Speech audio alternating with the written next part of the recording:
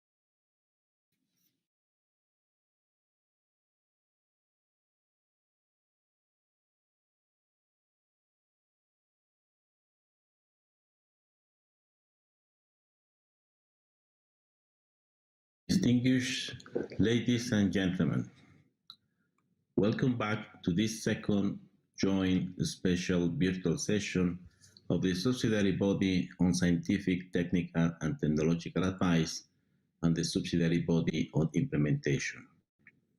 Before we continue the session and we open the floor for interventions, I would like to give the Secretariat the floor for some remarks and reminders. Secretariat, you have the floor. Thank you, Chair. Dear participants, good morning, good afternoon, and good evening. We would firstly like to apologize for the technical issues that delayed yesterday's session. We are operating on a new version of the interactive platform as we seek to improve the experience, and we face some technical challenges, but we hope they have all been resolved by the platform provider for today and later. Secondly, as a reminder, when the chair invites for interventions, if you wish to speak, please press the raise hand button at the bottom of your screen. It will turn yellow and your request will be in the queue. Please do not press the button twice. When the chair gives you the floor, your camera and microphone will be activated and will turn red. You can then proceed with your intervention. Please speak slowly so that the interpreters are easily able to follow your statements. When you've finished, you can press the microphone button to turn off your live broadcast. We would like to remind you that statements should be emailed to statements@cbd.int as soon as possible, if not already done. We would also like to remind participants that the chat box is for brief communications and therefore to keep your remarks short in the chat box. Finally, we remind all registered participants who are using the interactive platform to use the star view. That is the left-hand icon among the 3 icons you will see at the bottom left of your screen. That way, your view will always be focused on the speaker. Thank you, Chair.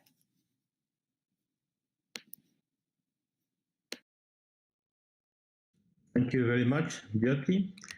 So we will continue.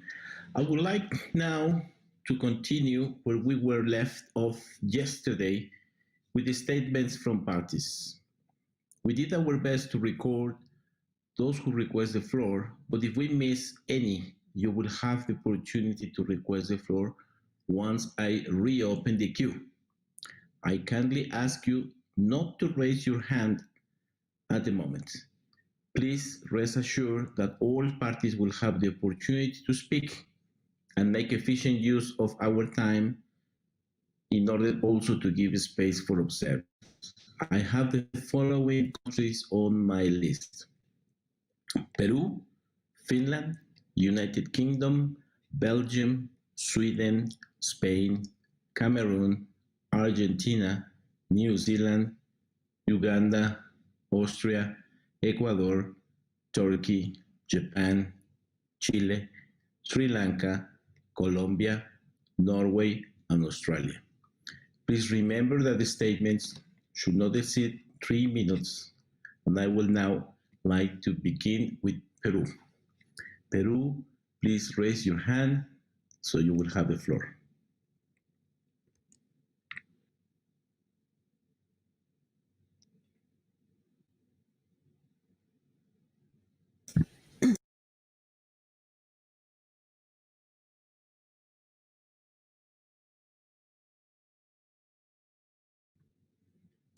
Adelante, Perú. Peru, you have the floor. Go ahead.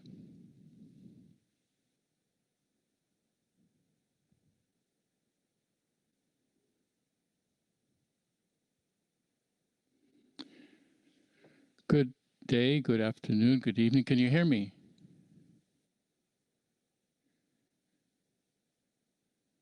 I'm having problems with my word here, so I just want to confirm that you have the statement in writing from Peru.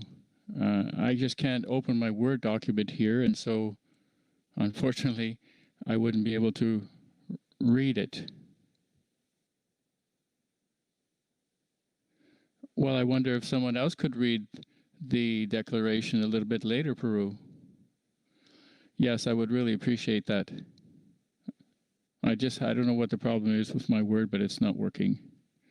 Okay, we'll come back to you later and move on to the next presentation.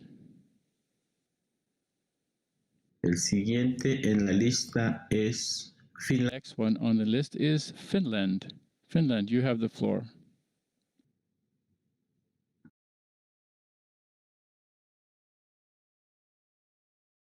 Thank you, distinguished SBSTA and SBI chairs, the Secretariat and colleagues online. I hope you can hear me. Biodiversity is a key environmental detriment of human health.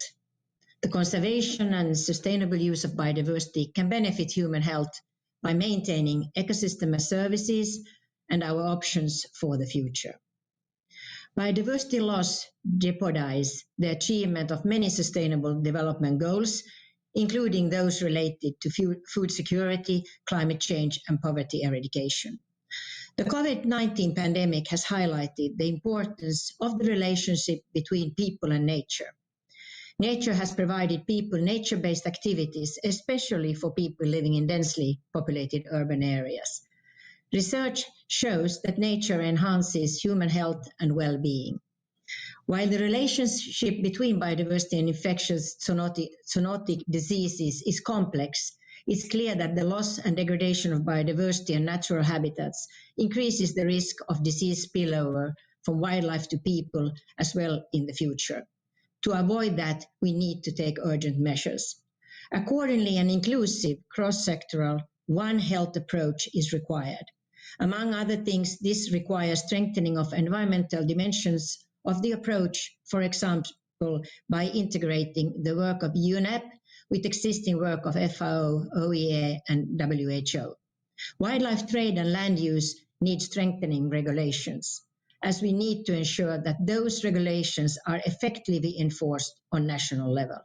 It is critically important to also strengthen national capacity to address health biodiversity linkages to support preventive approaches to health. Finally, we need to continue the dialogue between health and environment sectors at all levels, strengthening monitoring capacities to anticipate, prepare for, and respond to public health threats from ecosystem change, and to consider health biodiversity linkages in various health and environmental assessment. Chairperson, we align ourselves with the intervention made by Germany on behalf of EU and its member states. Thank you. Thank you very much, Finland, and for keeping the time. Now I'll give the floor to UK, followed by Belgium. UK, you have the floor. Thank you. Thank you, Mr. Co-Chair. Hope you can hear me? I'd like to thank the co-chairs and Secretariat for organising this special session and for maintaining valuable momentum towards COP15 next year. Although this year has taken a very different path to the one we expected, the UK is committed to driving forward a green industrial revolution as we build back greener from the pandemic and address the twin challenges of biodiversity loss and climate change. A healthy natural environment is not only important for biodiversity, but also for the health of society and our economy. In November, the UK Prime Minister set out a 10-point plan for recovery, which recognises the importance of protecting and restoring our natural environment. And just a few days ago, at the Climate Ambition Summit, the UK's COP26 president noted the intertwined fates of the pandemic, climate change and nature. COVID-19 has shone a new light on the linkages between biodiversity and human health and made the role of an ambitious post-2020 global biodiversity framework even more critical. COP15 presents an opportunity to address zoonotic disease risks, to build on the existing CBD decisions, tools and initiatives, and to strengthen synergies and implementation. It is our ambition to amplify not just better visibility of the interlinkages between biodiversity, health and pandemic risk within the CBD framework, but also within other conventions. The UK supports a multidisciplinary, multi-agency and multi-sectoral approach in addressing future pandemics. Risks can be avoided or significantly reduced by the following things.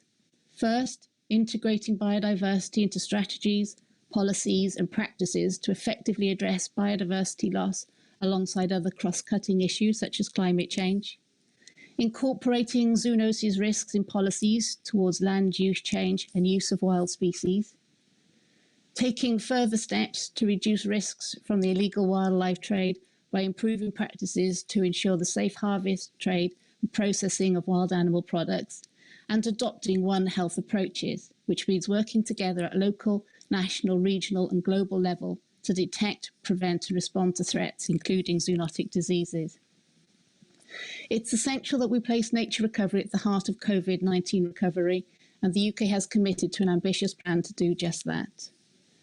Before closing, I would like to highlight the work of the Edinburgh process on the role of subnational governments and local authorities in the implementation of COP15 outcomes to ensure positive outcomes for biodiversity and human health.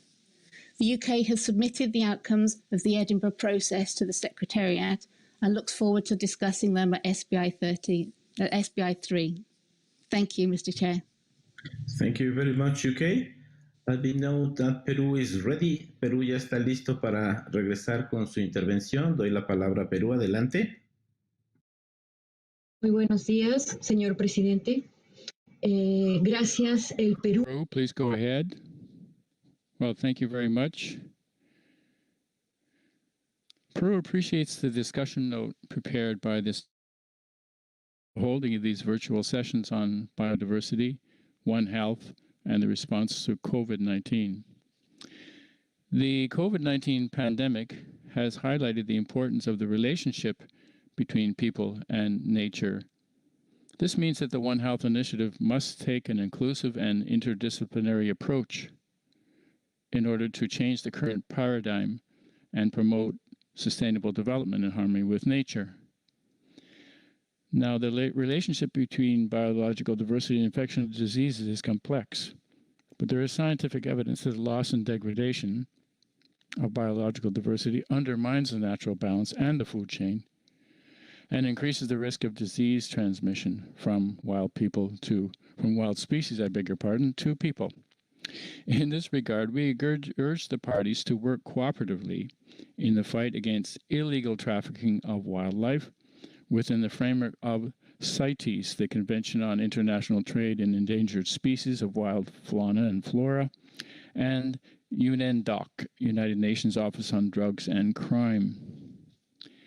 The integration of biological diversity in the health sector is essential and therefore should be included in the Strategic Plan for Biodiversity 2021-2030, as well as in the goals and objectives of the different multilateral agreements and international processes, including a comprehensive, complementary, and articulated implementation of Agenda 2030 and its Sustainable Development Goals. The problems that have become evident at the global level demand an effort and equally integrated response. We encourage parties to adopt the One Health approach and others of holistic nature, taking into account the management and sustainable use of ecosystems, including marine, agriculture, urban, and wildlife ecosystems, and recognizing the intrinsic interrelationship between biodiversity, health, society, and development. Thank you very much, sir. Thank you, Peru. Belgium, you now have the floor, followed by Sweden.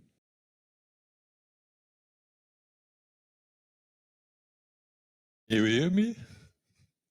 Yes, hello. Thank you. Dear co-chairs, please allow me to express our compassion with all suffering from the current COVID-19 pandemic. The high economic and social cost of the pandemic again exemplifies the crucial importance of safeguarding biodiversity mainstreaming, and the importance of a One Health approach. In that regard, Belgium highlights IPBES expert group message that global strategies to prevent pandemics based on biodiversity protection, restoration, and sustainable use would cost a lot less than the average annual economic damages caused by current and future pandemics. Belgium would like to underline the importance of the three objectives of the CBD for integrated, transdisciplinary, and structural One Health approaches, balancing animal, plant, ecosystem, and human health. Furthermore, a One Health approach should incorporate both natural-related human health risks, such as the origin of COVID-19, and nature-related human health and welfare benefits. A One Health approach should take into account structural socio-economic human drivers such as ecological disruption and unsustainable consumption and production patterns. We need to enhance understanding of the importance of the CBD and its three objectives for One Health prevention, preparedness, early detection and action, whilst taking into account local stakeholder involvement, especially from vulnerable populations. Belgium fully supports the list of approaches and options listed in the discussion note prepared by the Secretariat to integrate biodiversity considerations into stimulus and recovery measures.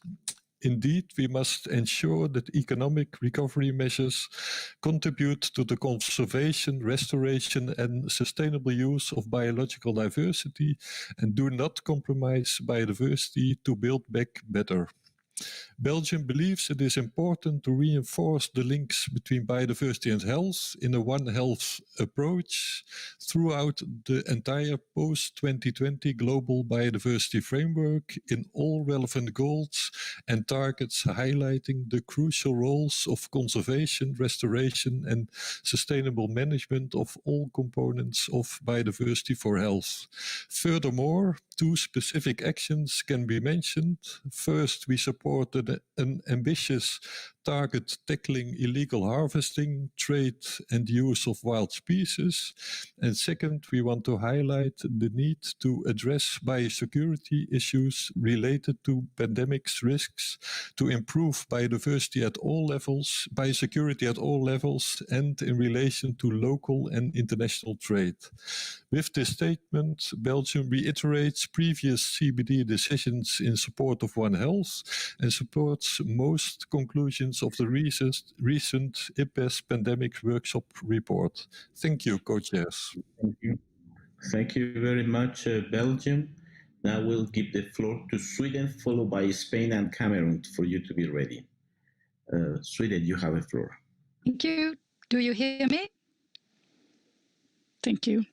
Distinguished Executive Secretary Marima, distinguished chairs of SBSTTA and SBI, distinguished colleagues, ladies and gentlemen, it is reassuring that the international biodiversity community is still able to meet in these difficult times when most of us are still suffering one way or the other from effects of the COVID-19 pandemics.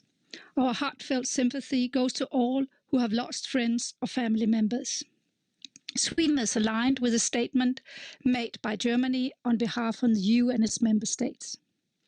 Humanity is pushing the precious ecosystems of Earth to the limit and beyond. We need to acknowledge the linkages between the loss and degradation of biodiversity and poor health, including the increased risk of disease spillover.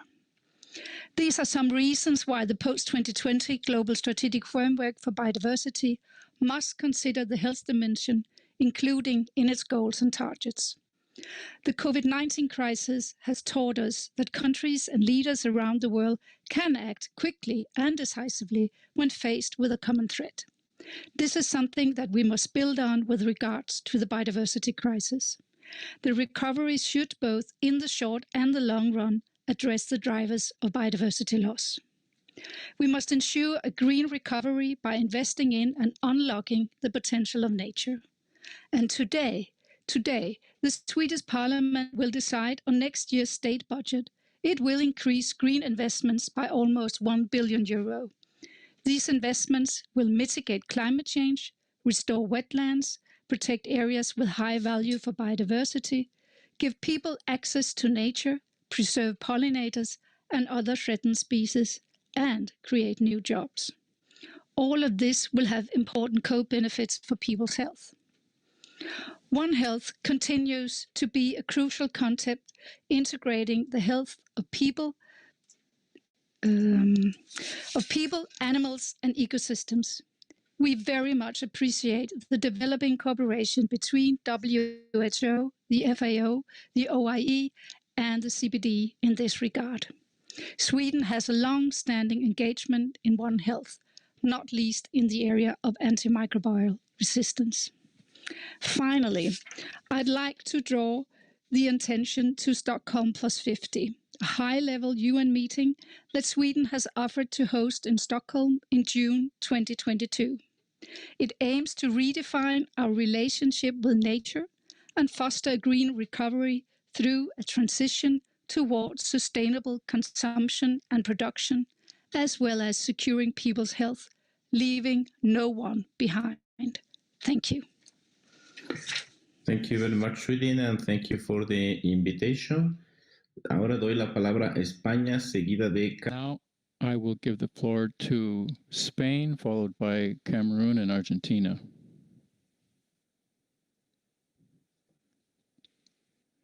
Thank you very much, sir.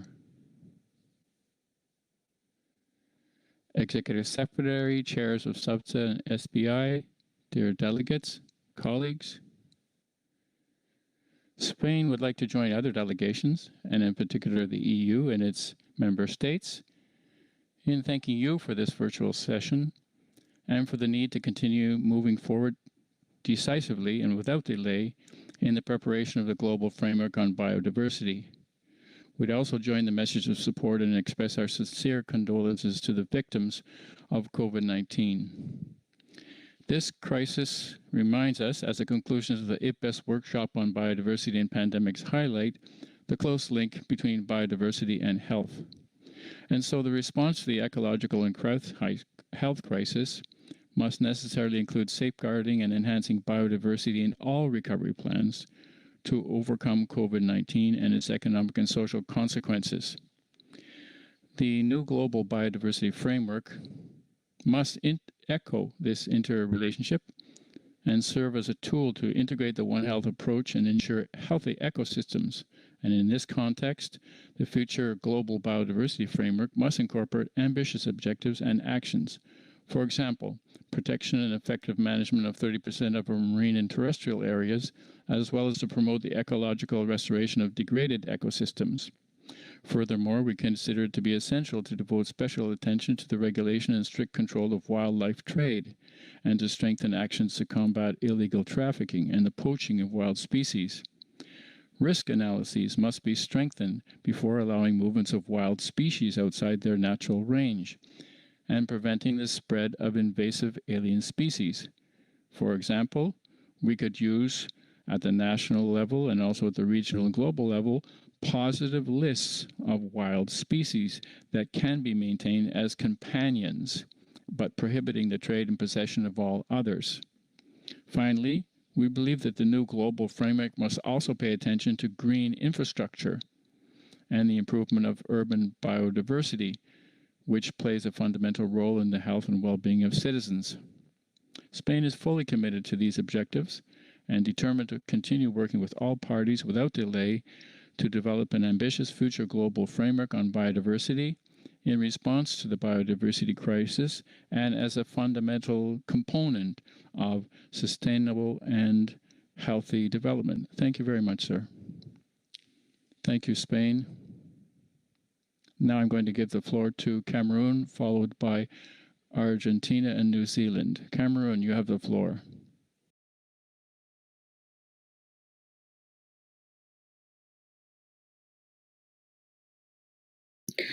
Cameroon, you have to raise your hand, please.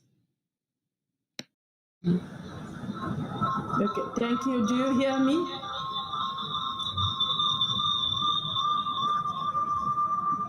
There is a lot of echo there. So I'm wondering if someone can turn off microphone. Okay, thank you very much. Okay, thank you for the opportunity given to me.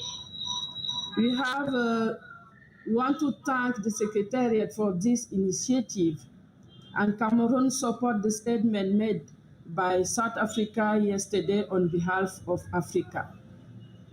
Chair, we recognize that as per Principle 15 of Rio Declaration, the absence of full scientific certainty shall not be used as a reason for postponing cost-effective measures to prevent environmental degradation. But we also think that to be effective in our approach to appropriately combat COVID-19, in conformity with the theme of this virtual session, it is important for the cause or origin of this pandemic to be clearly determined. Is it a pandemic of zoonotic disease or a biotechnical risk origin? So, whatsoever be the case, it is evident that we stick to the domain of intervention of the CBD, whose actions have a prime goal to promote the right to a healthy and productive life in harmony with nature.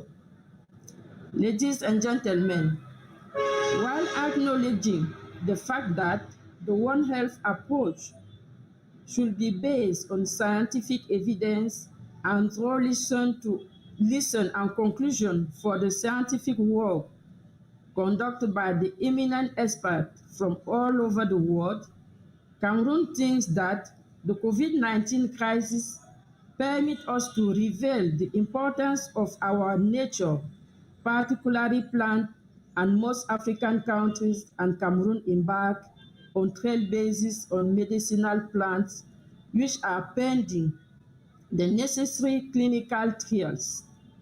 This demonstrated the effectiveness of the solution offered by nature, which provide most of the elements for pharmaceutical industries. All this underlines the importance of the preservation and the promotion of our cultural roots and associated traditional knowledge. Therefore, believe that the discourse on the One Health approach should grant a significant position and listening here to the IPCL, who are custodians and protectors of most our culture, traditional knowledge, and associated ethics, can play a vital role in situations of scientific uncertainty. Thank you, Chair. Thank you very much, Cameron, for your intervention. Now I give the floor to Argentina, followed by New Zealand, Uganda, and Austria, for you to be ready. Argentina tiene la palabra. Gracias, señor. Argentina, you have the floor.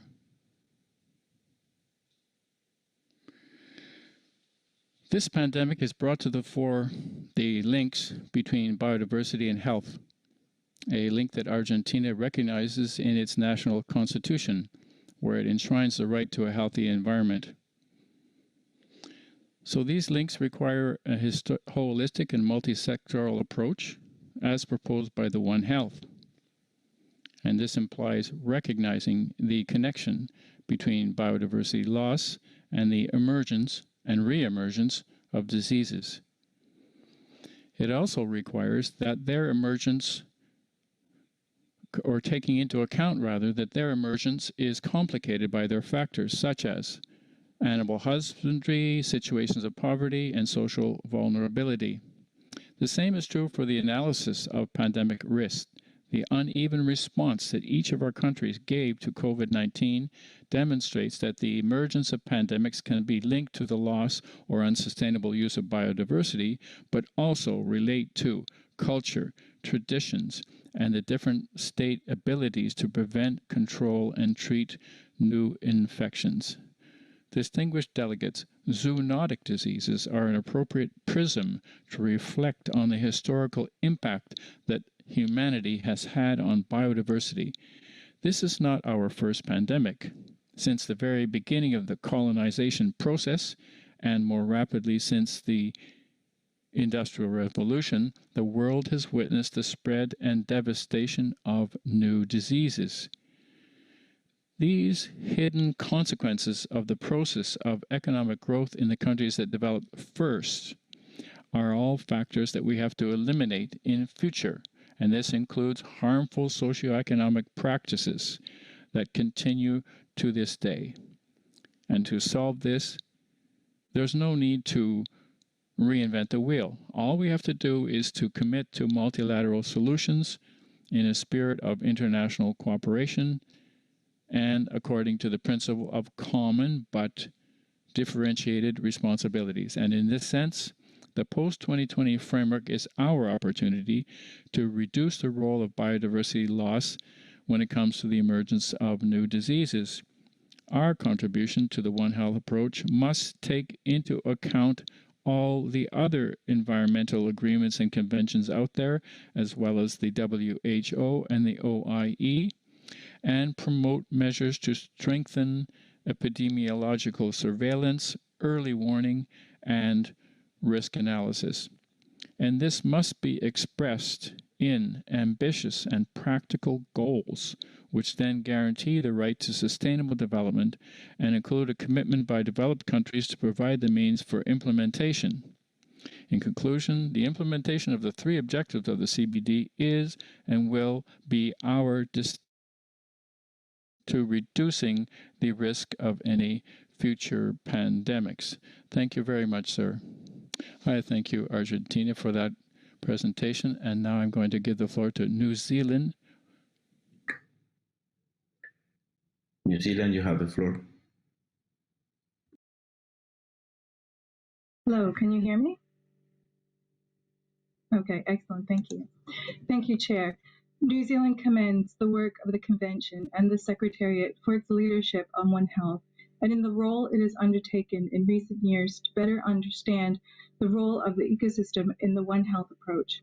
New Zealand encourages the Convention to build on the momentum from its recent work and to continue to bring awareness to the importance of integrating environment and health policies.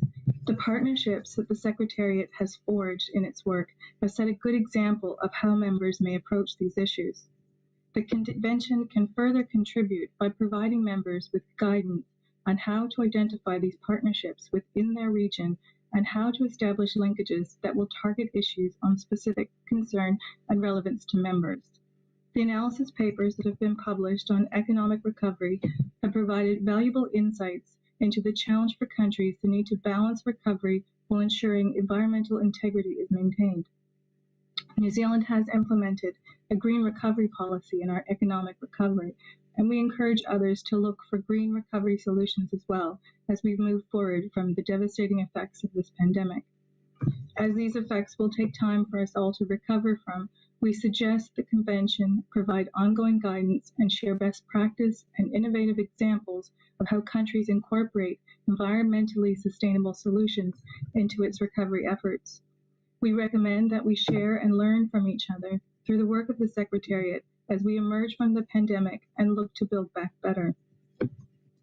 New Zealand acknowledges the work of the Convention and other international organizations who have provided strong justification for the One Health approach to be used when developing mechanisms to address environmental and conservation concerns. We recommend that the post-2020 Global Biodiversity Framework include clear references to the One Health approach, and that it is identified as an overarching concept in developing the framework. The framework should capture the key elements of the biodiversity-health linkages and the known drivers of emerging infectious diseases. Identifying specific targets and indicators for these elements is key to directing our progress towards reducing our risk for the emergence of future pandemics and for the improvements of human health by preventing further biodiversity loss and degradation to ecosystems. Thank you. Thank you very much, New Zealand. Now I'll give the floor to Uganda, followed by Austria, Ecuador, and Turkey. Uganda, you have the floor.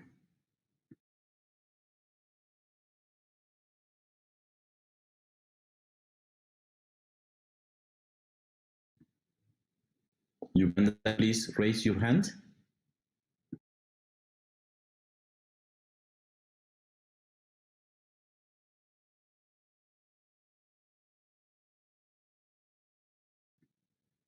Meanwhile, I give the floor to Austria. Austria, you have the floor. No, Uganda is ready. Uganda, you have the floor.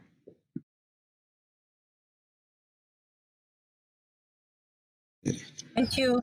Uganda. Thank you. Thank you very much. Uganda joined South Africa, speaking of Africa, and appreciates the studies done under the Convention regarding health and biodiversity, including the recent studies undertaken by the Secretariat on the context of the COVID pandemic. Indeed, pandemics and new emerging diseases negatively influence global and national socioeconomic, political, and health policies and interventions. We need a healthy earth in order to have a healthy human being. Hence, we recognize the linkages between biodiversity and human health and the need for multi-sectoral and holistic approaches to address the common drivers of biodiversity and disease risk and ill health. Uganda acknowledges the One Health concept that addresses the health, livelihoods, and food security concerns and the interface with the ecosystems, and including wildlife. We are convinced that this concept provides the necessary impetus to balance the three objectives of the CBD, especially for developing economies like Uganda that are highly dependent on nature, and to address the interface between biodiversity and human beings.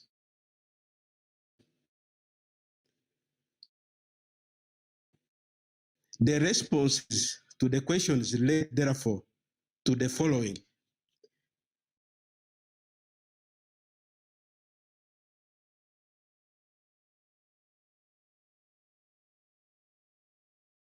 We're missing Uganda intervention, but probably if you turn off your camera, maybe the line would be better.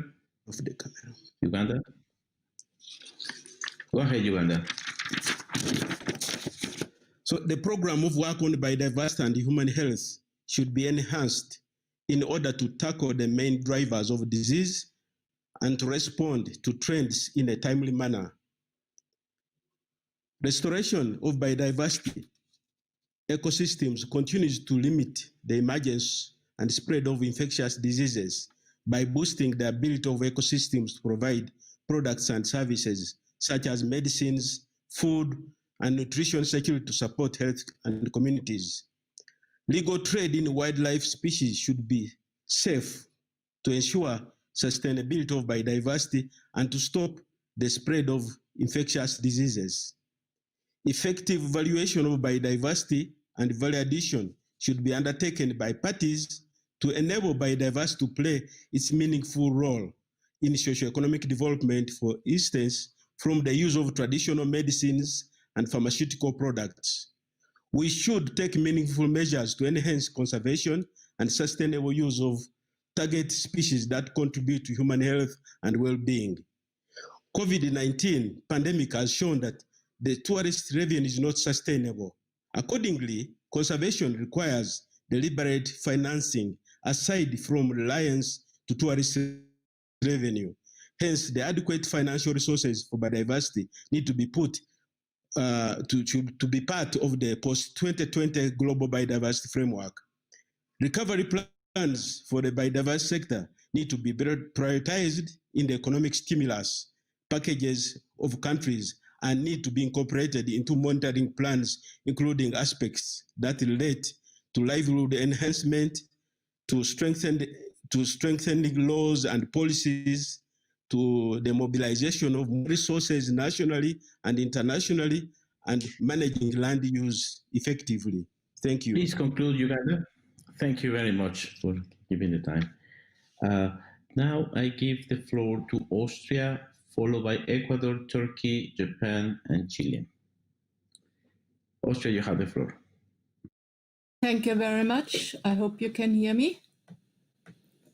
Thank you. Chair, distinguished delegates, colleagues, we thank the Secretariat for organizing this special session, which also serves as a rehearsal for virtual sessions of SBSTTA and SBI next year. We do hope that the formal meetings of the subsidiary bodies can take place very early next year, either online or in person. We definitely need to move our work forward. We align ourselves with the statement made by Germany on behalf of the European Union and its member states. Almost never before human beings had to experience the consequences of nature destruction so deeply and comprehensively. The pandemic affects our health, our social life, and our economies in all parts of the world. There is compelling scientific evidence that human activities are at the root of the problem. Human activities that drive biodiversity loss and climate change are also the drivers of pandemics such as COVID-19. We would like to congratulate IPBES on its workshop report on the interlinkages between biodiversity loss and pandemics. It not only provides a wealth of information, but also offers options for solutions. And the good message is it is also in our hands to prevent future outbreaks of zoonotic diseases. The post-2020 Global Biodiversity Framework will be crucial in this regard.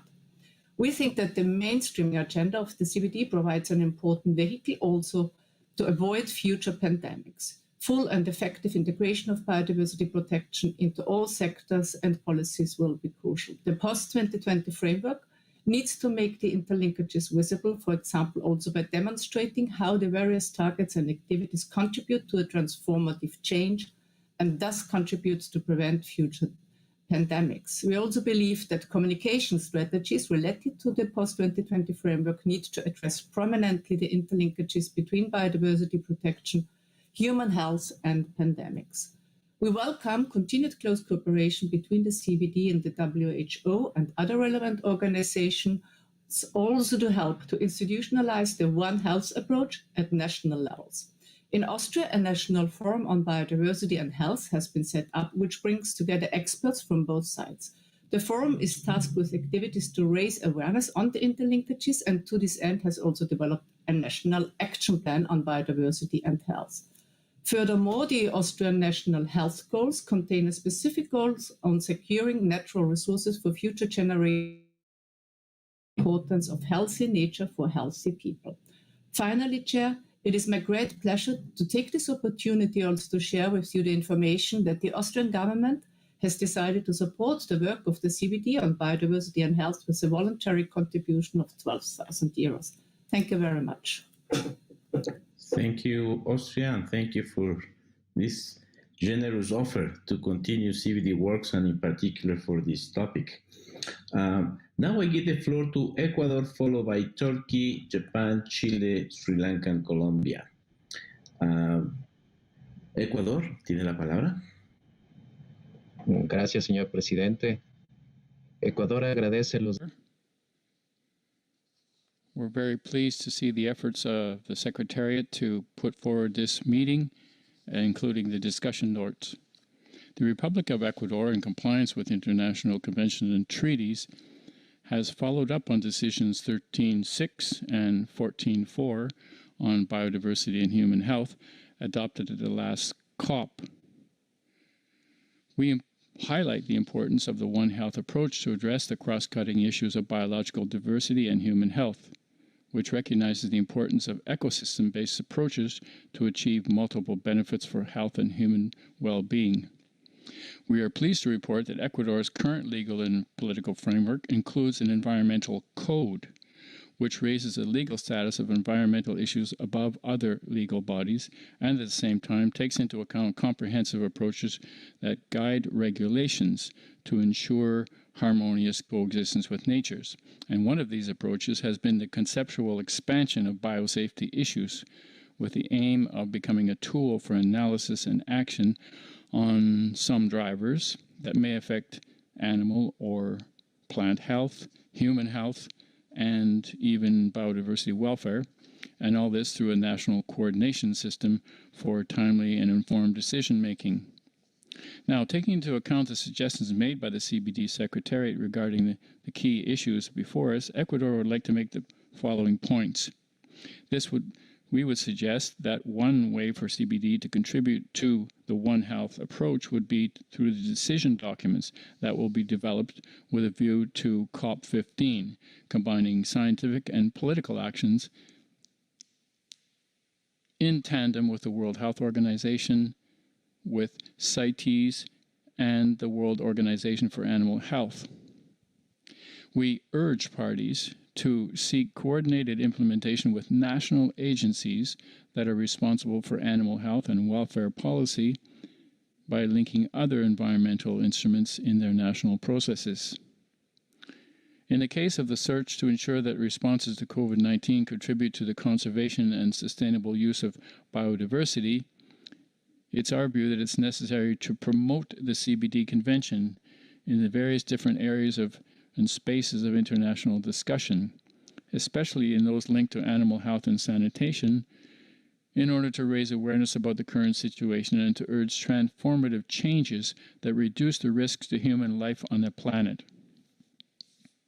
To highlight the links between biodiversity, health, and the risk of present and future pandemics in the framework of global biodiversity after 2020, the One Health approach should be included so as to encourage the coordination of action with the aforementioned organization and other instruments such as WHO, OIE, and CITES, as well as other relevant institutions. We should also align with the Sustainable Development Goals, and in order to achieve the above, developing and megadiverse countries such as Ecuador require financial support and scientific advice to establish epidemiological surveillance systems, build capacity, and achieve effective technology transfer to take adequate action against possible diseases that may arise from our biodiversity. Thank you, sir. I thank you very much, Ecuador. Colombia and Norway. Turkey, you have the floor. Thank you. Can you hear me?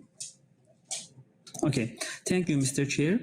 The relationship between human, animal, and ecosystem has existed from the very beginning of human history and has always been very complex. Changes occurring in ecosystems have direct impacts on human and animal health. An integrated health approach binding human, animal, and ecosystem can be the only solution on preventing wildlife-oriented infectious diseases, and human health can only be ensured by wildlife and ecology health. It is also very important to integrate One Health approach with post-2020 global biodiversity framework and harmonize with both national and international goals bearing in mind these realities. Republic of Turkey has been working on projects especially focusing on wildlife-oriented diseases and invasive species management. Department of Zoonotic Diseases working under Ministry of Health is conducting continuous programs on combat with zoonotic diseases such as Crimean Congo hemorrhagic fever, rabies, anthrax, echinococcosis, West Nile virus infection, tularemia, and brucellosis. Ministry of Agriculture and Forestry has launched a project on the supply of oral vaccination against rabies in Turkey. Can you speak a little bit slow, please, so interpreters can follow you? Sorry. In the scope of the project, oral vaccination will be supplied especially for foxes. Additionally, Ministry of Agriculture and Forestry carried out a project on increasing awareness on wildlife-originated zoonotic diseases. Within this regard, a handbook has been prepared and 10,000 copies distributed for free. The hunters were primarily focused within this project, and the handbooks were distributed through hunting clubs and NGOs. For an increased institutional capacity, Ministry of Agriculture and Forestry has held a 3-day well-attended seminar on wildlife-oriented zoonotic diseases. As an emerging problem on ecosystems, invasive alien species and measures to prevent them is another priority area for us. 2 projects focusing on addressing invasive alien species threats in Turkey have already been launched. Turkey, with the conscious of importance of the biodiversity on society and environmental health, continues many other projects. Within the scope of National Biodiversity Inventory and Monitoring Project, an inventory of all biodiversity regions of the country has been obtained, and the species and the areas that are currently being endangered or possess importance are being monitored. A great number of new species were recorded for the first time to the world literature. In order to conserve our natural resources, to ensure their sustainability, and to take benefit efficiently, the threats were also determined and the data were stored in a database, and by taking necessary measures, nature conservation policies are being developed. Initiated in line with this need, the project titled Recording Traditional Knowledge held in Turkey will compile traditional products in... Please conclude, Turkey.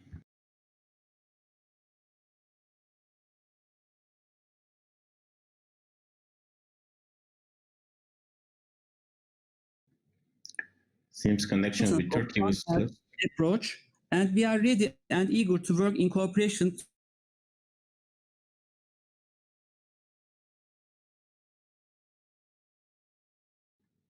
Well, seems connection is lost with Turkey. I thank Turkey for its intervention. Now I'll give the floor to Japan, followed by Chile, Sri Lanka, Colombia, and Norway. Japan, you have the floor. Thank you. Can you hear me? Okay, thank you very much, Mr. Chairman. We believe this virtual session is an important opportunity to show the world that even under these difficult circumstances, we are addressing the biodiversity issues appropriately. First of all, Japan would like to thank the COP presidency, Egypt, all the Bureau members, and the Secretariat of the CBD for organizing this important session. This session reminded us that the 2050 vision, living in harmony with nature, exactly matches the world we are trying to achieve after COVID-19. we must adapt the new framework as soon as possible and develop NB subs in order to build a resilient world against the unknown infectious diseases. Based on these perspectives, Japan would like to emphasize that we need to proceed with the development of the post-2020 global biodiversity framework, taking into account the four following elements. First, in order to maintain healthy ecosystems, we need to make decent local communities through the conservation and sustainable use of local biodiversity. Japan has been promoting the Satayama Initiative with many partners. This initiative can contribute both to recovering from the COVID-19 and preventing the new pandemics. Second, we have to build healthy relationships between human and wildlife. In Japan, we are now facing wildlife encroachment into human settlement by wild animals with no sense of threat by humans due to population decline. In addition, invasive alien species are affecting biodiversity and also our society, for example, by carrying pathogens with them. It is important to be aware that infectious diseases can spread from humans to wildlife, including endangered species. It is necessary to address the issue of our relationship with wildlife appropriately. Third, we need to redesign our socio-economic system. It is important to make supply chains legal and sustainable, to set measurable targets to visualize them, and also to build decentralized society. Fourth, we recognize the importance of open science and the need to ensure easy access to genetic resources and requisite information in order to facilitate sustainable and resilient recoveries, as well as to mitigate the impact of future pandemics. Thank you very much. Thank you very much, Japan, for keeping the time. Now we give the floor to Chile, followed by Sri Lanka, Colombia, Norway, and Australia. Tiene la palabra Chile. Buenos días, ¿me escuchan bien? Yes, good morning. Could you hear me? Does everyone hear me? Great. Well, thank you very much, sir. I'm very pleased to be able to participate in this meeting. So we're sending you warm greetings from Chile. We recognize the value of having organized these joint virtual sessions between SBI and SBSTA. We believe that the role of these subsidiary bodies is fundamental for the successful implementation of the Convention. The scientific, technical, technological, and implementation dimensions are central to addressing the biodiversity crisis that we face as humanity. And in this sense, the health crisis in which we find ourselves, caused by COVID-19, once again reinforces the need to listen to scientific evidence and to integrate its recommendations and conclusions into our guidelines and solutions. And that's why we believe it is more relevant than ever to strengthen and reinforce the joint work going on between CBD and IPBES. We highlight and recognize the work of this platform. And for this reason, we believe that its contributions, along with various others, should be integrated into the post-2020 framework. That will help us establish the basis for agreeing on realistic goals and plausible implementation mechanisms. For Chile, there's no doubt that there's only one environmental agenda. To begin to reverse the problems we face, we must address them in an interconnected fashion. The synergies between conventions and agreements and alliances linked to biodiversity, as well as the drivers of degradation and loss, are an effective and comprehensive way forward. The challenge of addressing our pandemic, or the pandemic, reminds us that if we do not adequately protect our biodiversity in this globalized world, unfortunately the interpreter just lost sound from Chile. Yes, it would seem that we've lost our connection to Chile. Maybe Chile, if you could turn off your video.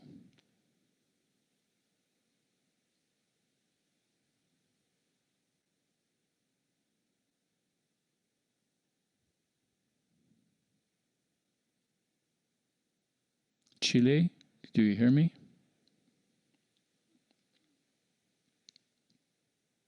Mientras, Well, it seems we've lost Chile, and so then I'm going to give the floor to Sri Lanka, followed by Colombia, Australia, and China. Sri Lanka. Can you hear me? Yes, okay. Thank you very much, Mr. Chair, colleagues. Me thanks to CBD Secretariat organizing this timely, valuable discussion. Sri Lanka appreciate the discussion note for the special virtual session on biodiversity, One Health and the response to COVID-19. CBO5, IBES reports and other relevant documents provided for discussion. Sri Lanka is an island in the Indian Ocean with significant terrestrial, aquatic and marine biodiversity. Like other countries, Sri Lanka too is faced with climatic-induced disasters, biodiversity depletion, pollution, etc. The continuation of COVID-19 pandemic has further escalated the impact of these calamities in multifold. Further, COVID-19 pandemic has led to unprecedented economic challenges, including the disruption caused to production industries, agriculture, fisheries, tourism, etc. Biodiversity and human health are closely interlinked. An ecosystem consists of a great biodiversity of organisms to provide the necessary services for life, including food, clean air, the quantity and quality of fresh water, medicines, spiritual and cultural values, climatic regulation, pest and diseases regulation, etc., etc. for human health, both mental and physical, and the ecosystem health too. Sri Lanka, as a result of urbanization, globalization, and deforestation, more people live in close contact with the wild and domestic animals. Disruptions in environmental conditions and habitats such as deforestation and intensive farming practices provide new opportunities for disease to be transmitted from animals and lead to the emergence of newer zoonotic diseases.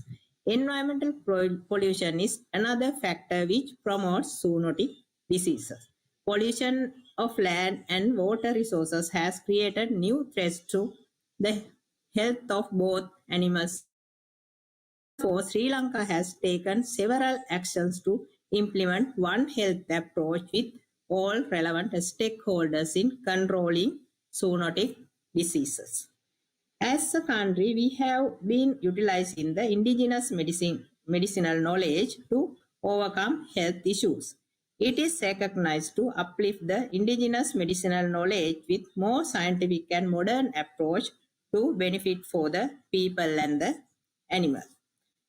Current government policies of Sri Lanka highlighted the importance of introducing scientific methods to improve sustainable agriculture, animal husbandry, and plantation agriculture to achieve maximum financial gains while reducing the impact of environment. Please conclude, Sri Lanka. Yeah, finally, I would like to state that the Sri Lanka is ready to work with hard to develop and implement the post-2020 global biodiversity framework to achieve the set target on living now in harmony with nature. Thank you, sir. Thanks. Thank you, Sri Lanka. Now we give the floor to Colombia, followed by Norway, Australia, and China. We have already 1 hour from our session. I hope we can do a good and efficient use of our remaining time to finish with the list of yesterday parties and then to allow also the opportunity for observers to continue. Colombia tiene la palabra. Colombia, you have the floor. And hello to all colleagues. I won't repeat how the COVID-19 pandemic has highlighted the linkages between human health and healthy ecosystem and has proven that the survival of our species depends on keeping a healthy planet, which requires, of course, solving the planetary crisis of climate change and biodiversity loss. But to avoid the repetition of a similar crisis, we believe that the global biodiversity framework needs to reflect those linkages and their complexities, adopting a comprehensive approach.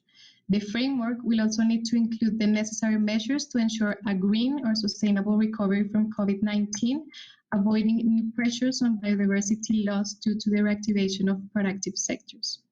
Consequently, Colombia believes that at least the following actions need to be considered by the parties during the negotiation process. First, integrating the WHO One Health approach as part of the theory of change of the framework and ensure that strong targets and indicators are designed to address human, animal, and environmental health. Second, addressing unsustainable patterns of production that endangers ecosystems' health by mobilizing and empowering productive sectors towards the design of sustainable food, agricultural, and stock systems with a more efficient use of land that dramatically reduce deforestation and land use transformation, and positioning also circular economy to promote the efficient use of water resources, energy, and fertilizers. Third, addressing the unsustainable patterns of consumption that endanger ecosystems' health by promoting diversified, healthy, and sustainable diets through the enhancement of agroforestry and silvopastoral systems, measures that we see can easily be included under Target 9 of the updated draft. Education efforts and better mechanisms of information to provide consumers with useful data to make responsible choices. Fourth, include a relevant commitment with a green recovery to COVID-19 that includes at least the assessing of national negative and positive incentives to biodiversity conservation and sustainable use so that harmful subsidies can be eliminated and national expenditure is coherent and sustainability. And B, incentivize the financial international system to consider sustainability as a prioritized criteria in their portfolio of credits and investments so that recovery packages remain sustainable.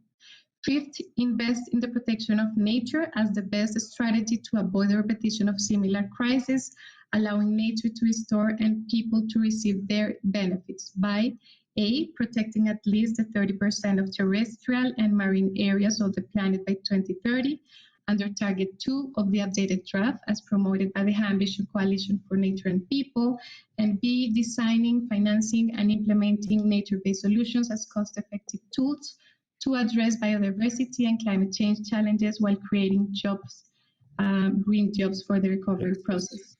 Sixth, promote an economy based on sustainable use of biodiversity to the promotion of bioeconomy, for which an ambitious Target 12 on the use of benefit sharing and genetic resources is of paramount importance. And finally, seventh, addressing zoonosis challenges from a preventive perspective by creating the capacity to identify hotspots of emerging diseases, and as many colleagues have said, working between the organizations, the WHO and CITES. And with that, I will conclude with our 7 points. Thank you, Chair. Gracias, Colombia. Invito a los países a mantenernos en los tiempos establecidos. Very much, Colombia, and I would call on all countries to stick to your time limit if you could, please. Chile, I'll give you another half minute to finish your comments. Chile? Go right ahead, Chile. Well, thank you very much. Can you now hear me? Yes, we can. Yes. Yes, go right ahead.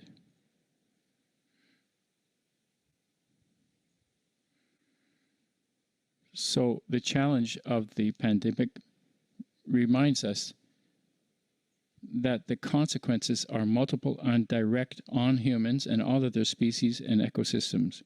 And this is why, if we take the One Health approach, such as other holistic approaches, would be absolutely essential when it comes to the economic and health problems caused by COVID-19. And if you add those to the previous crisis and the deterioration of ecosystems, this gives us an opportunity to apply criteria that are truly sustainable and aligned with science So that way, no one is left behind during the recovery.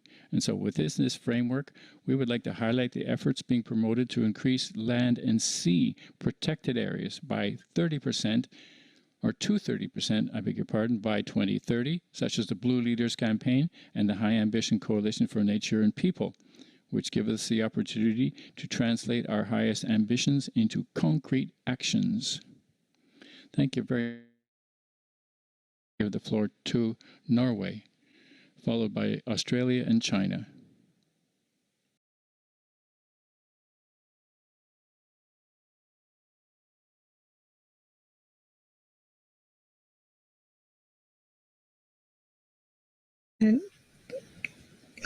Thank you, Mr. Chair. You hear me? First of all, Norway would like to thank the Secretariat and others involved in organizing this special virtual session on health and biodiversity, allowing continued work during these difficult times. As we enter the 12th month of the COVID-19 pandemic, it is not difficult to agree that pandemics represent an unparalleled threat to the health and welfare of people across our planet. We are also increasingly aware that the continued loss of biodiversity is a health risk multiplier and a major driver in the emergence of pandemic threats such as COVID-19. The recent EPBS report on pandemics is clear. The same human activities that drive climate change and biodiversity loss also drive pandemic risks through impacts on our environment. This underscores the importance of our work creating a successful post-2020 global biodiversity framework, a framework that succeeds in fostering transformative change across society, an approach that integrates biodiversity and health concerns. Without preventative strategies, we can expect that pandemics will emerge more often, spread more rapidly, and do more damage than COVID-19. While the concept of One Health has been with us for some decades now, we perhaps only now slowly truly understand the importance of the synergies between disciplines it requires, and the impact its solutions and approaches can bring to the table. In Norway, One Health is a concept that has attracted attention from both the scientific community and authorities. Work on antimicrobial resistance is a good example on how different ministries in Norway have come together to design and implement a truly transdisciplinary policy connecting all the dimensions of One Health, humans, animals, and environment. We have established antimicrobial resistance reduction targets for animals, including farmed fish, for the period 2015 to 2020, and are proud to have reached all of them. Next week, we are aiming at releasing an updated report summarizing knowledge gaps in antimicrobial resistance from a Norwegian perspective. The report is a result of cross-sectoral work across 4 different governmental departments. Norway is happy to witness that the One Health vision is making its way forward. Thank you. Thank you very much, Norway. Now I'll give the floor to Australia, followed by China. Australia, you have the floor.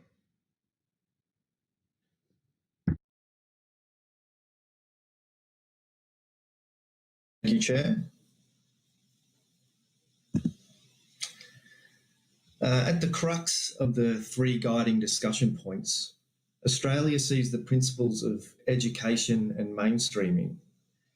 We all know the intrinsic link between human health and biodiversity.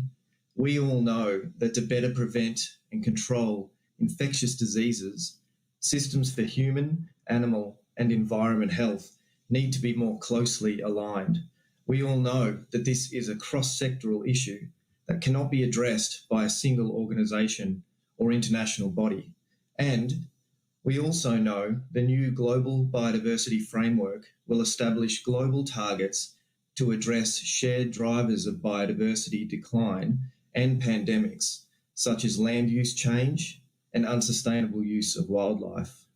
What we need and what biodiversity needs is everyone else to know these things as well.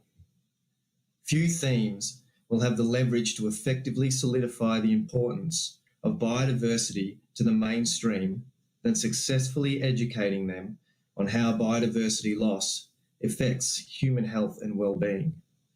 That's why Australia sees it as crucial not only that all actors see themselves in the new framework and how they can contribute, but also how their contributions will aid in the health, well-being of their communities. Fostering this transformational change across society will require action. Action to reform our education systems so that our next generation internalise the interlinkages between environment, human and animal health.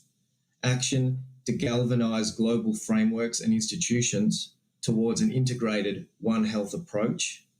Action which builds on our scientific research capabilities, but also improves our ability to communicate this knowledge in ways that resonates across society and government. In the end, the new framework should support individual countries to unite towards a global goal of reducing threats to biodiversity, which in turn will reduce threats to human health posed by biodiversity loss, including high-risk human-wildlife interactions. And with proper education and mainstreaming, the pursuit of global reform to prevent future pandemic events arising will also result in improved animal welfare, habitat protection, and biodiversity and conservation outcomes. Thank you. Thank you very much, Australia. Now I give the floor to next co-presidency to China. China, you have the floor.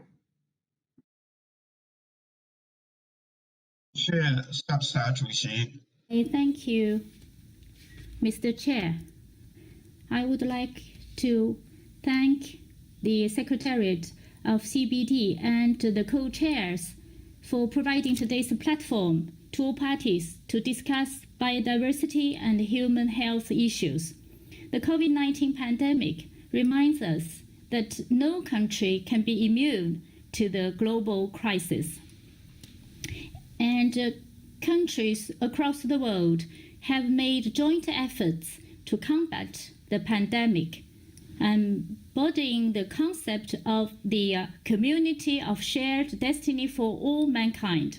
During this period, with an open, transparent, and responsible attitude, China has kept updating WHO of the pandemic situation in a timely manner, published without delay the virus genetic sequence, established mechanism composed by 32 public entities, which has played a pivotal role in the transdisciplinary, intersectoral and integrated management of the pandemic.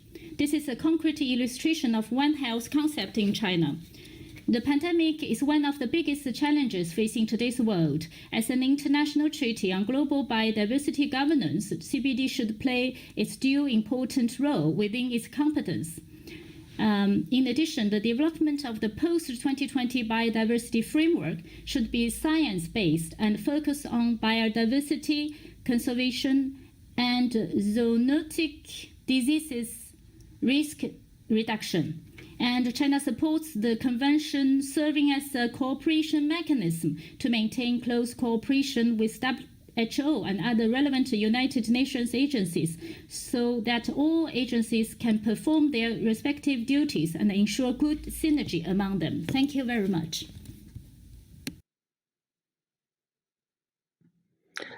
Thank you very much, China.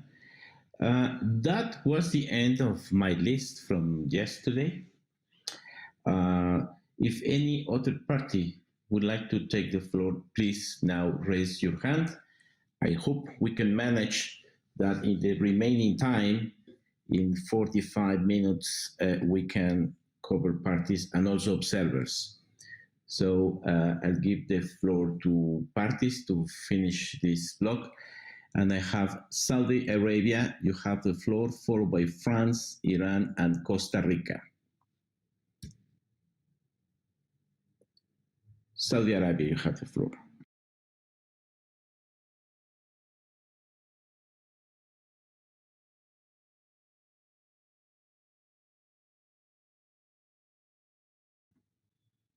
Microphone to Saudi Arabia, please.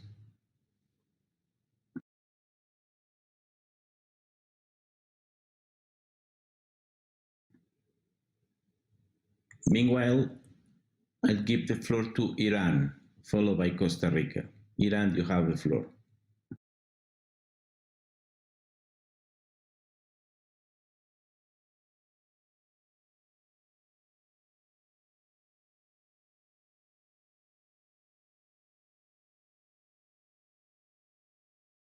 Can you hear me?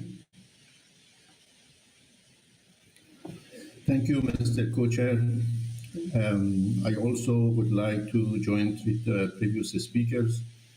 I appreciate CBD Secretariat to organize this important session.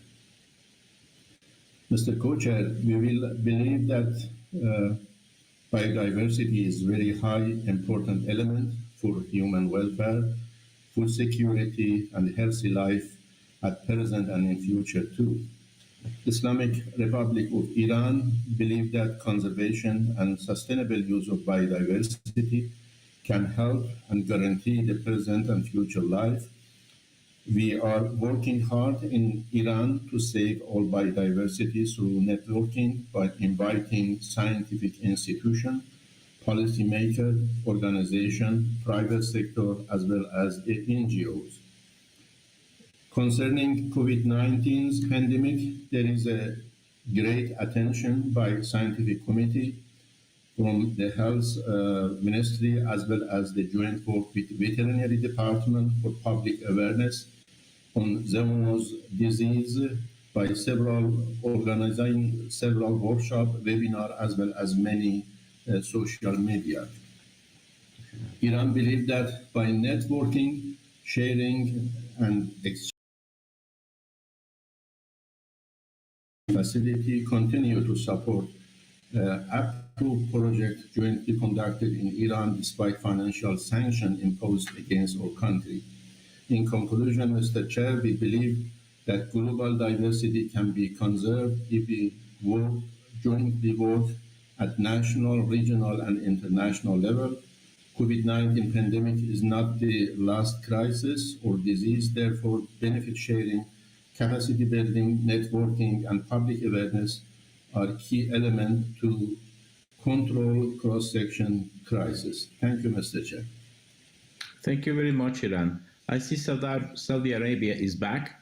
So Saudi Arabia, you have the floor.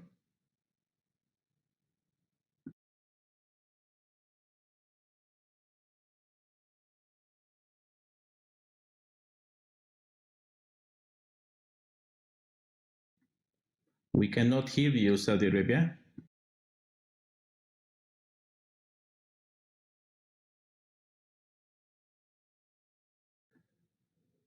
Mientras tanto, doy la palabra a Costa Rica, followed by France. Costa Rica tiene. In the meantime, I'm going to give the floor to Costa Rica. Costa Rica. Thank you very much, sir. The world is suffering the effects of the pandemic caused by COVID-19. It was a major challenge. We've lost thousands of lives, crumbling health structures, and a whole series of economic and social shocks. However, Costa Rica is sure that the efforts we're putting into working against COVID-19 will pay dividends. We have received a lesson, a life lesson, and let's hope that it has an impact on how we deal with biodiversity in future. The pandemic will go and become part of the past, but the impacts will not, and we need to change our habits. We need to be much more present to the need to make a transformative change. A change means we have to confront the negative drivers on biodiversity and make the necessary development structural changes that will enable us to build a much less aggressive society. Costa Rica believes there's a direct relationship between the application of the convention and the way in which we can deal with and confront future zoonotic epidemics. We think that more than ever, we must ensure that the parties respect the 2020 approach if we want to have a more healthy future. And we believe that a number of the approaches adopted by the scientific community have to be central to our work and part of our post-2020 planning. Human health, land use, land planning, improvement of regulations, and commercialization of biodiversity, promotion of responsible consumption will be useful to help us to take action and approaches for the future that will provide solutions in order to avoid future pandemics and negative effects on humanity. Thank you very much, sir. Thank you, Costa Rica. Intervention from parties to continue with observers. France, you have the floor.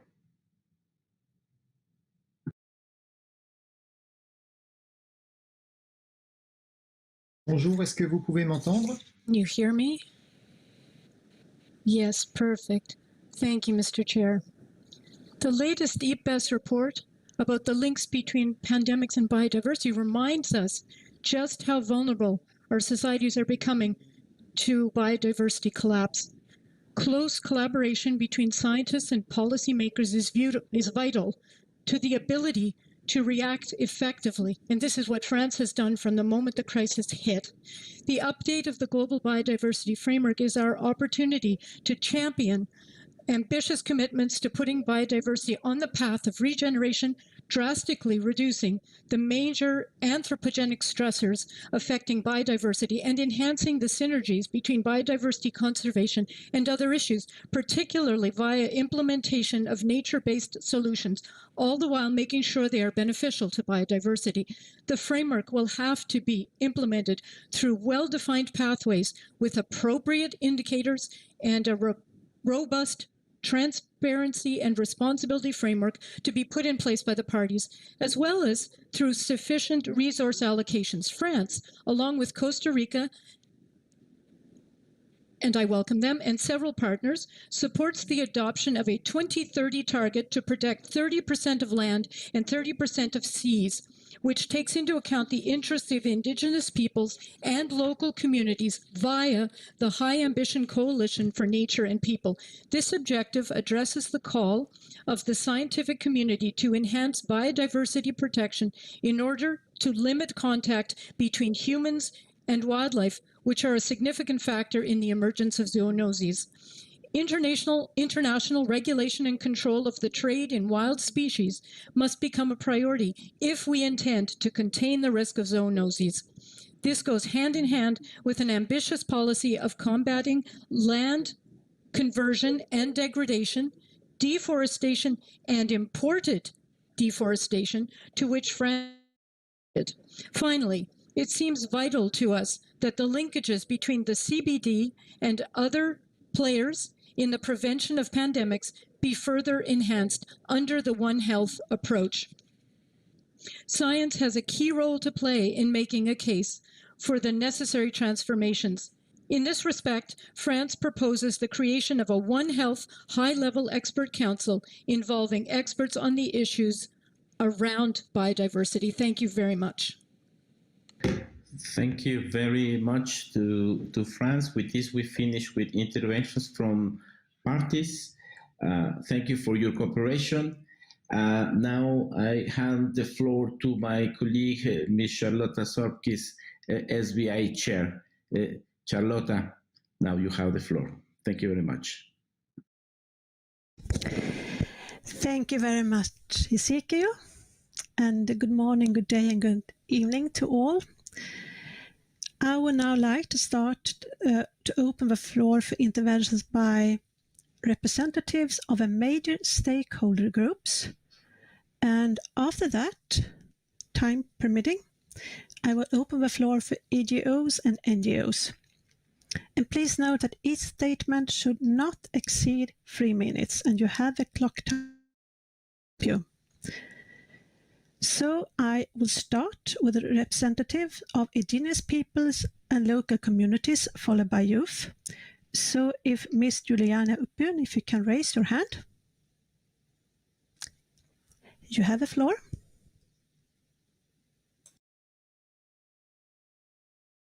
Thank you, Mrs. Chair. The IIFB had a second dialogue on the post-2020 Global Biodiversity Framework, which took place from 1 to 3 of December 2020.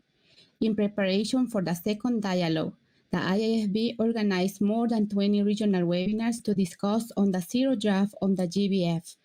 Based on our outcomes of the second dialogue, we would like to make the following recommendations. As indigenous peoples, we protect our biodiversity because we know the connection between biodiversity and health. The destruction of our biodiversity, forests, animals, rivers, plants, that includes traditional medicines, impacts in our daily life, food, spirit, and all our well-being. If countries would ensure the protection of our biodiversity, the humanity could be better prepared to manage many pandemics, including COVID-19. IPLCs have been impacted by the COVID-19. In most communities, the health centers or nearby hospitals, and where they have medical personnel and medicine is never available. The interlinkages between biodiversity, health, and pandemic risk need to be reflected in the GBF with the recognition of traditional medicine of IPLCs and their customary sustainable use and management of biodiversity, wildlife, animals, and plants. Current Target 19 related to information and traditional knowledge need to be revised, and it is below the standard of IT Target 18. It should have a strong recognition and support of traditional knowledge, innovation, and practices, and its role for the conservation and sustainable use of biodiversity according to all progress having made under the CBD. Currently, Target 4, 8, and 9 do not recognize customary sustainable use, which includes housing, traditional medicine, and food sovereignty for IPLC's members, including women and youth. There is a need to have in the GBF a human rights-based approach. The GBF should include a target on the recognition of the lands, territories, and waters of IPLCs in accordance with our customary laws, governance systems, and management practices. The GBF should also include the value interrelationship between culture and biology diversity. We need to have in the GBF strong obligation for parties to protect and restore nature and recognition of our rights as indigenous peoples. In conclusion, we recommend that any recovery plan after the pandemic must be inclusive and should respect our mother nature, our knowledge, innovation, and practices, and our rights as indigenous peoples. A human rights approach will clearly contribute to planetary and human health and a strong recognition to our traditional knowledge in the post-2020 Global Biodiversity Framework. Thank you. Thank you. And I would like to continue with to hand the floor to a representative of the youth, followed by Women Caucus. So Ms. Alexandra Duarte, if you can please raise your hand, and you have the floor. Do you hear me now? Okay. Thank you, Madam Chair. I'm speaking on behalf of the Global Youth Biodiversity Network. The COVID-19 pandemic, which has caused devastation to so many, is a failing of our current unsustainable, oppressive, and dysfunctional systems. All around, we see that the hardest hit are once again those who bear the brand of structural inequality. Inequalities in access to healthcare, nutrition, basic services, and education, among other human rights denied for many of our brothers and sisters. What we need now is the genuine intention to rebuild through massive, concerted, transformative changes for the good of all society, future generations, and the planet. This year has clearly brought to light that healthy societies are underpinned by a healthy planet. It has made many of us rethink our lifestyles to improve our health and the health of our communities. We have placed more value on access to healthy and nutritious food. We have begun to value green spaces, traditional medicine, and nature's potential to heal us physically and mentally. Youth, women, indigenous people, and local communities have much to contribute to an inclusive approach to One Health. To learn from this pandemic means that in the post-2020 framework and beyond, we must recognize the human right to a safe, clean, healthy, and sustainable environment. We must stop thinking in silos and address the root causes of the interconnected biodiversity, health, climate, and cultural crises. We need to recognize that nature and cultural are inextricably linked, rebuild these connections, and reflect these in the goals and targets. We must take efforts to prevent pandemics from reaching indigenous people and local communities, which pose grave threats to their continued survival, and we must learn from their knowledge and values. They have deeply understood the interconnectedness of people and nature for millennia. We should recognize the key roles, knowledge, and contributions of women in community health, resilience, conservation, and sustainable use.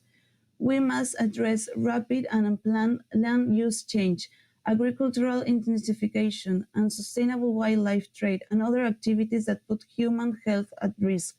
We must increase resources invested in the conservation and sustainable use of biodiversity, and we must ensure intergenerational equity in our actions in rebuilding from this pandemic, ensuring that we lay down a foundation that will prevent future generations from experiencing worse conditions.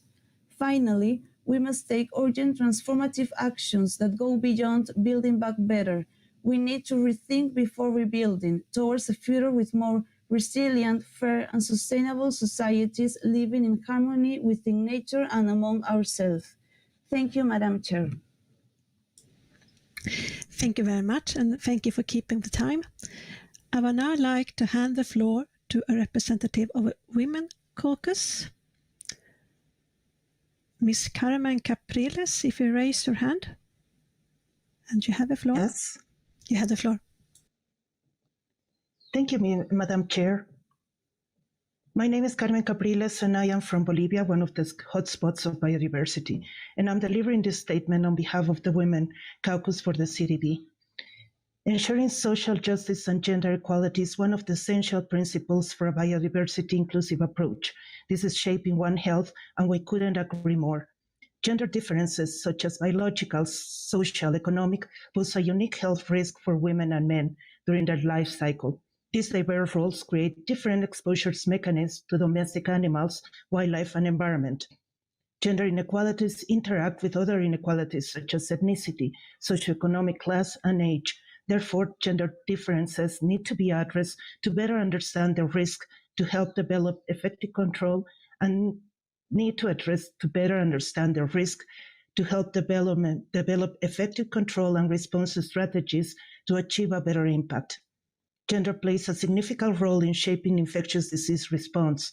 In the ongoing pandemic COVID-19, glaring gender disparities are apparent, from the additional burden on women that has impacted all spheres of their life, from social, cultural, economic, besides others. The pandemic has resulted in reports of increased tension, contributing to new cases of gender-based violence, including many linked with environment. Health and well-being are basic to enjoyment of human rights, such as education, freedom of speech, freedom of movement, work, etc. Women on the front lines are part of the solutions to safeguard biodiversity, and One Health shows that. They actively defend their land, their territories. They are the keepers of traditional knowledge, including related to natural medicines and the use of biodiversity for protecting communities from diseases. They are nurturers and protectors of the future generations, and warriors in the face of the pandemic as primary caretakers of the sick. Despite their contributions, they are not adequately recognized as right holders and not fully part of decision-making processes. We encourage parties to reflect on some of these elements noted in the SAY document, including acknowledgement that action should be mutually supported, and that respect for human rights, including indigenous people and local communities and small farmers, underpin many of the 2030 Agenda for Sustainable Development aims, including for One Health population in which women and girls are key. Let's remember that only wildfires in the Amazon during 2019 burned over 100,000 square kilometers, killing millions of wildlife, destroying whole ecosystems, one of the biggest threats to our biodiversity in the planet. This ecocide must not be impugned.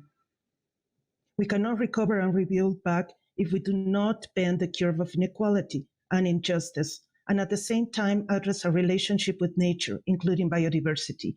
The time to act is now. We hope these aspirations can be pursued within the whole of the proposed 2020 Global Biodiversity Framework. Thank you. Thank you very much. I would now like to hand the floor to a representative of a subnational and local. I hope you can hear me.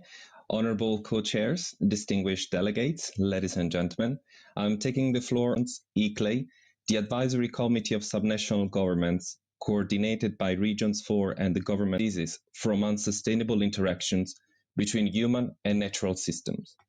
Going forward, we need to redesign our cities and regions to recover healthy national governments currently stand in the front lines of the pandemic and are key actors in taking urgent and concrete actions across all sectors. We take the nature, health, and climate agendas, as well as the One Health approach, very seriously. On the three questions of today's sessions, the Convention can further contribute to a One Health approach by supporting the formal recognition by parties of the action that local and subnational governments are already taking at their level.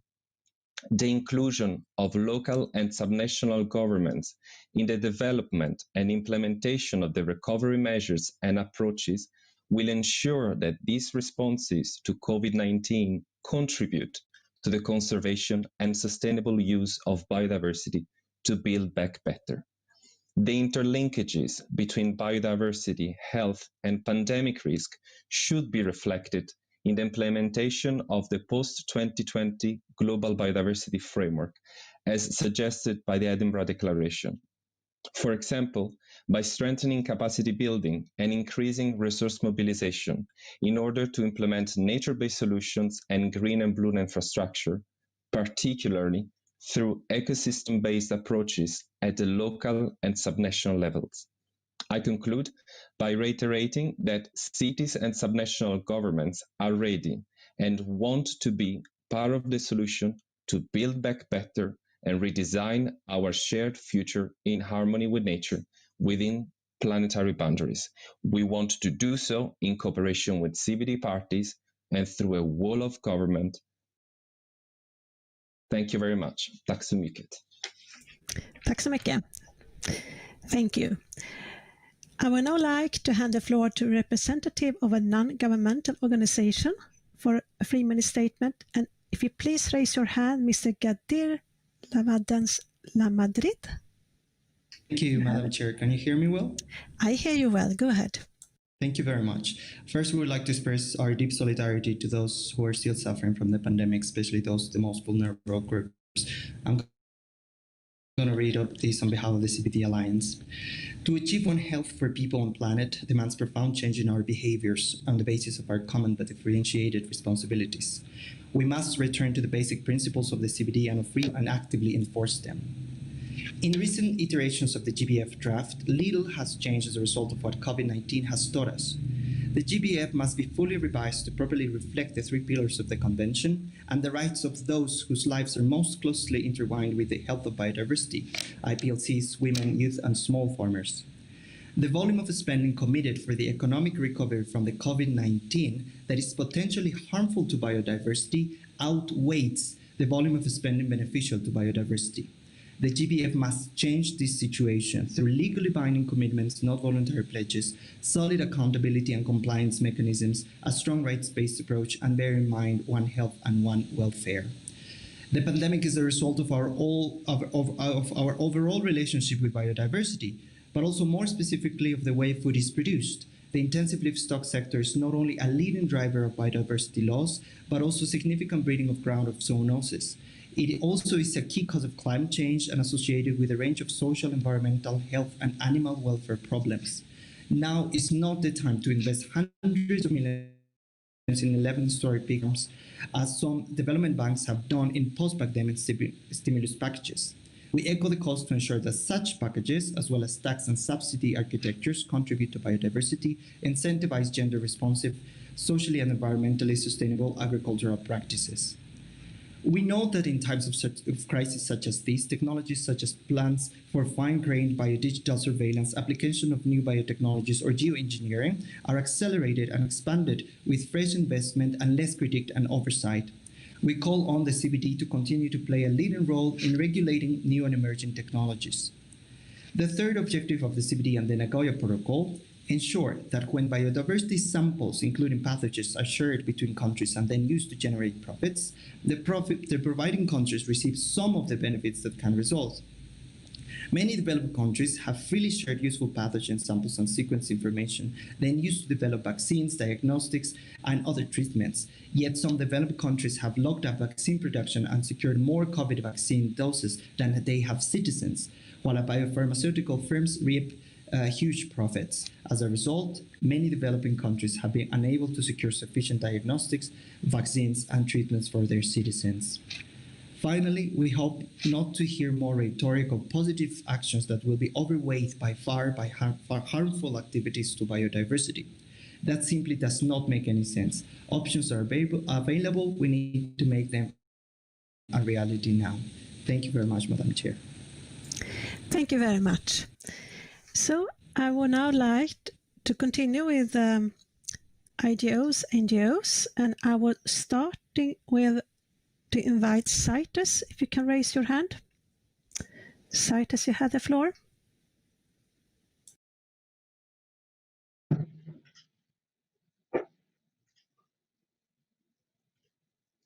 Thank you, Chair. Am I connected? Thank you, Chair. Ladies and gentlemen, the global COVID-19 pandemic has caused immense human suffering and economic distress. It has also shown that we have neglected the inseparable links between human and animal health and the health of our planet. To help reduce risks and build a more sustainable post-pandemic future, CITES can contribute with its experience and knowledge of international wildlife trade, developed over close to 50 years.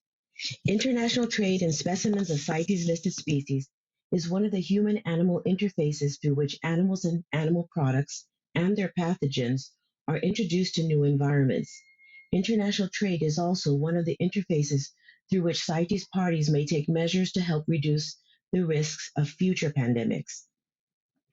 CITES regulates international trade in over 38,000 species of wild animals and plants, and all products and derivatives from all origins, wild, ranched, captive bred, or propagated. While the Convention regulates cross-border transactions, domestic regulations of harvest, markets, and trade are also relevant. Public health and veterinary quarantine are mentioned in the Convention as areas where parties may adopt stricter national measures in addition to those required by CITES. Existing CITES provisions and mechanisms, notably its strict permitting system, regulate the international trade in wildlife to ensure that it is legal, sustainable, and traceable. This could provide a solid basis for parties to consider additional CITES measures that could help mitigate the risks of diseases spreading and make international trade in CITES-listed species safer for health. In this regard, I wish to highlight the importance of partnerships. Several of these partnerships are formalized in CITES resolutions, while others exist through agreements at an operational level. I believe that there is scope for reinforcing all of these in the context of One Health. Our collaboration with agencies such as the World Organization for Animal Health and the International Air Transport Association helps to oversee aspects of international wildlife trade that specifically pertain to public and animal health. Also, in collaboration with UNCTAD and others, we support electronic solutions for CITES permit management which can help enforcement agents check across other trade requirements, including biosecurity requirements. The CITES Secretariat also continues to actively participate in collaborative partnerships on forest and on sustainable wildlife management with MEAs such as CBD and others, and in the International Consortium to Combat Wildlife Crime with UNODC, Interpol, the World Customs Organization, and the World Bank. These partnerships help support CITES parties in designing and implementing multi-sectoral policies, legislation, and research for better public health outcomes by indicating how and where better regulation of wildlife trade could be considered, and therefore play an important role in the One Health approach. Thank you, Chair. Thank you very much. And I would now like to give the floor to FAO. If you can please raise your hand. You have the floor.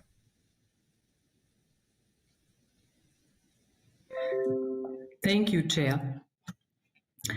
As we work together to recover from the COVID, we have an unprecedented opportunity to strengthen cross-sectoral collaboration through more inclusive One Health approaches that consider upstream drivers of ecosystem health, including in the post-2020 Global Biodiversity Framework. FAO stands ready to work with the CBD on the full range of biodiversity health linkages in all culture.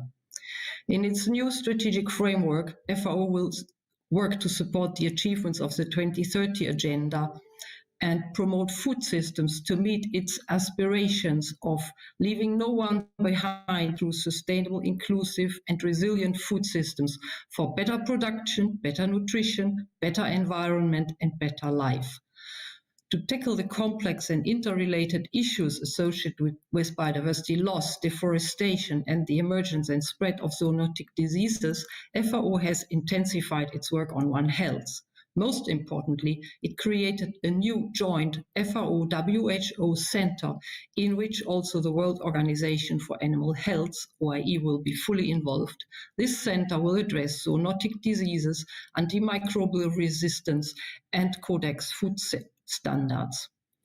The FAO committees on agriculture and forestry both requested FAO in the implementation of its biodiversity mainstreaming strategy to comprehensively address the disease threats at the animal-human environment interface and to strengthen the promotion of sustainable management of wildlife along the whole wild meat value chain.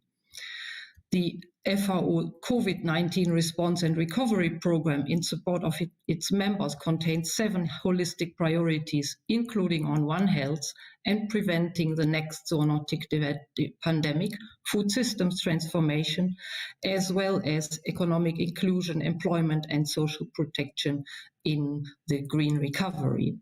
Specifically, the Collaborative Partnership on Sustainable Wildlife Management and the Sustainable Wildlife Management Program provided concrete guidance for reducing future wildlife-borne spillover of diseases to humans, whilst promoting sustainable use of wildlife. The International Treaty on Plant Genetic Resources is assessing the current and potential future impacts of the COVID pandemic on the management of plant genetic resources. The post-2020 Global Biodiversity Framework could consider a specific target on One Health and also develop specific indicators under currently proposed targets, which are of relevance for interlinkages between biodiversity and health. Thank you. Thank you very much.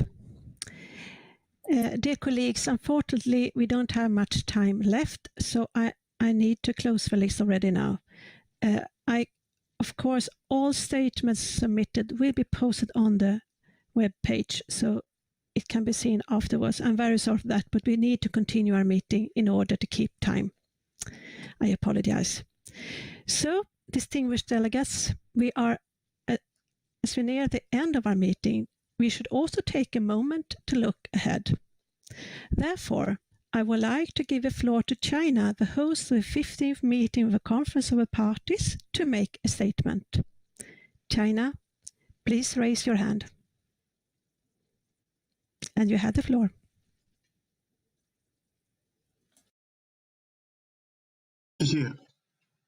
Thank you. Respected Ms. Elizabeth Marima, parties, and the representatives of stakeholders, ladies and gentlemen, friends. It's a pleasure for me to participate this special virtual meeting on behalf of the presidency and the host country of COP15. Thanks again to the SBSTTA chair and SBI chair, as well as CBD Secretariat for their great organization. And also, we'd like to thank the Secretariat for guaranteeing the smooth convening of this meeting, which gave us an opportunity to have such a meaningful discussion. In the past 2 days' discussions, we listened to the observations and experiences shared by parties and experts in the field.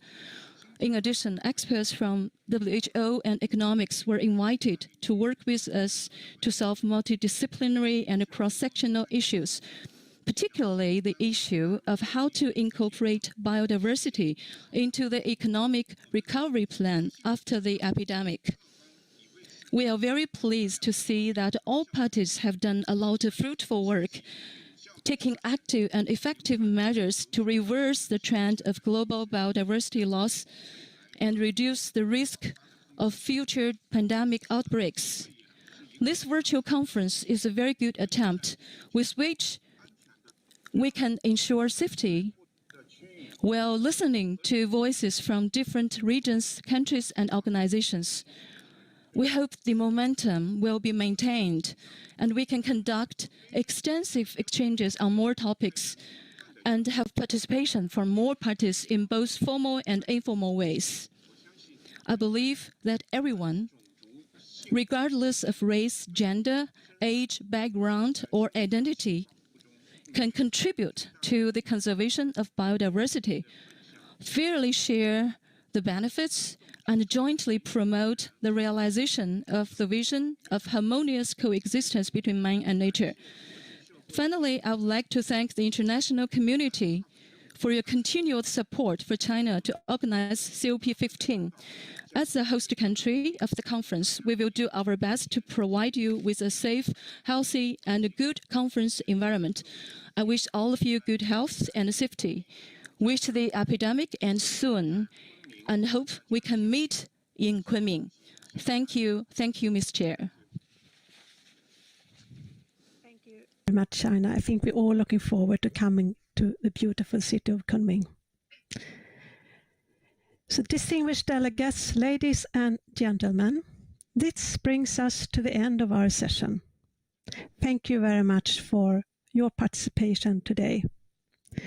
I would like to invite the SBSTTA chair to make any concluding remarks. So, SBSTTA chair Hezekiah, you have the floor. Well, thank you very much, Charlotte, and thank you everybody for the cooperation. It's been a very positive and useful session with many statements indicating a lot of things that we need to do, not only to address current pandemics, but also to prevent in the future and to really put biodiversity in the right place in policies, in cross-cutting collaboration with many alliances and institutions to reverse the situation, to prevent the future, and also to really put biodiversity in the right level that it deserves for conservation and sustainable use in the future. Thank you very much for all your contributions, and I hope to see you soon in a face-to-face meeting once this is solved, hopefully. Thank you very much. Thank you very much, Ezekiel. And if you permit me, I also like to make some closing remarks. First, let me begin by expressing my sincere thanks to you all for this thoughtful and instructive contribution to this special virtual session. We set out to maintain the momentum of our intergovernmental process, and I'm confident that we have successfully achieved this important goal. We've heard remarkable range of inputs and perspectives that demonstrate the full range of biodiversity and health linkages at stake, from the global to the individual level. And I was also pleased that so many speakers highlighted the efforts to build back better and integrate biodiversity conservation into the economic recovery plans and policies. Our discussions were not only interesting and lively, they were also very instructive and informative, and I certainly learned a great deal in a limited amount of time, and I hope that you all participants found it equally enlightening. So, colleagues, we have reached the end of the session today and the end of an intense but ultimately successful 2 days of a convention work. This 2-day trial has provided us with the opportunity to continue to test and develop this new platform. As you learn more about the substantive themes of our special sessions, I hope you also have become more familiar with the mechanism of a virtual platform. And I would also like to once again apologize for technical issues that delayed yesterday's session. For your patience, still I believe we all will experience very good. We all learn. Virtual meetings may play an important role in our future, and I'm happy to see that we all are moving ahead together. My colleague Ezekiel, SBSTTA chair, and I are grateful for your sustained interest during the last 2 days and for your efforts to join this meeting despite facing some challenging time zones. And I believe this rich experience will provide us with a better understanding of what may be in store for us in the future. So, colleagues, allow me to finish by wishing you all a peaceful holiday season and a happy new year. It has been a difficult year for us all, and I think you will agree that we all are all welcome and enjoy a well-deserved break. I look forward meeting you all once again, both virtually and in person, at our meetings in the coming year. I would like to take this opportunity to thank the Secretariat, the interpreters, the report writers, the administrator of this platform. The joint special virtual session of SBSTTA and SBI is now closed.